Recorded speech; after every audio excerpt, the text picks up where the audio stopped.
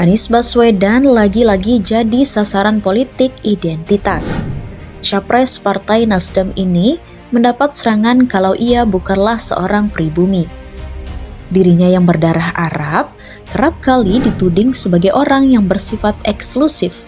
Bahkan, lawan politiknya sampai menyerangnya dengan kalimat, kakek Arab, orang tua Arab, istri Arab, dan menantu pun Arab. Jika ditelisik lebih dalam lagi, ucapan lawan politik Anies tersebut kadang ada benarnya juga.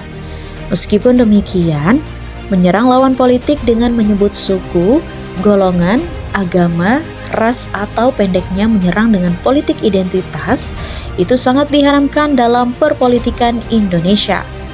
Kembali ke pembahasan kenapa keluarga Arab hanya mau menikah dengan sesamanya saja. Memang, kenyataannya, di hampir sebagian keluarga Arab, mereka hanya mau menikahkan anak perempuannya dengan pria Arab saja. Terus, kok bisa itu terjadi? Jadi begini nih Sobat Infonusa, ternyata sikap eksklusif keluarga Arab itu ada sejarahnya dan ada alasan yang kuat yang melatar belakangi sikap mereka itu. Disadur dari antimateri.com, sikap eksklusif keluarga Arab yang ada di Indonesia itu terjadi pada sekitar abad ke-18. Itu adalah saat kelompok imigran Arab Hadrami yang kebanyakan terdiri dari golongan Sayyid, sebutan untuk kelompok yang berasal dari keturunan Nabi Muhammad SAW, dan kelompok dari golongan Masyaikh, yaitu sebutan bagi kelompok yang berasal dari keturunan para sahabat Nabi, mulai berdatangan ke tanah Ibu Pertiwi. Imigran Arab Hadrami ini, terutama yang berasal dari golongan Sayyid atau Alawiyin, dari sejak kedatangan mereka di Indonesia hanya melakukan pernikahan sesama golongannya saja. Mengenai hal itu, Ludwig Willem Christian van den Berg dalam bukunya yang berjudul Orang Arab di Indonesia menyebut, anak-anak perempuan seorang Sayyid tidak boleh menikah dengan lelaki yang bukan golongan Sayyid. Kepala suku yang paling kuat sekalipun tidak dapat menikah dengan anak perempuan dari golongan Sayyid dengan tingkatan yang paling rendah. Namun, seorang Sayyid dapat menikah dengan siapapun yang ia sukai. Bagi kalangan Sayyid konservatif, menikahkan putri mereka dengan pria bukan dari golongan Sayyid adalah hal yang terlarang. Mereka berpendapat bahwa hanya lelaki dari golongan Sayyid saja yang bisa meneruskan gelar kesayyidan. Sedangkan perempuannya atau lazim disebut syarifah tidak bisa. Itulah mengapa untuk menjaga kemurnian gelar kesayyidan di golongan Sayyid, seorang syarifah harus menikah dengan pria dari kelompok Sayyid. Bagaimana jika ada syarifah yang melanggar? Mungkin karena saking cintanya, ia nekat menikah dengan pria non-Sayyid. Aduh, percaya deh, hukumannya sungguh sangat. Gak percaya? Nih, tak sampaikan pendapatnya Muhammad Hisham dalam penelitiannya yang berjudul Sayyid Jawi.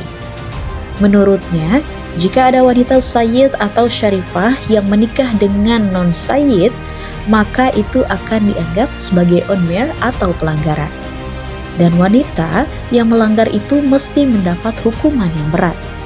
Ia harus pergi dari desa, dianggap mati, dibunuh, atau dianggap tidak pernah ada di dunia, serta diputuskan segala hubungan dengan mereka, kata Muhammad Hisham.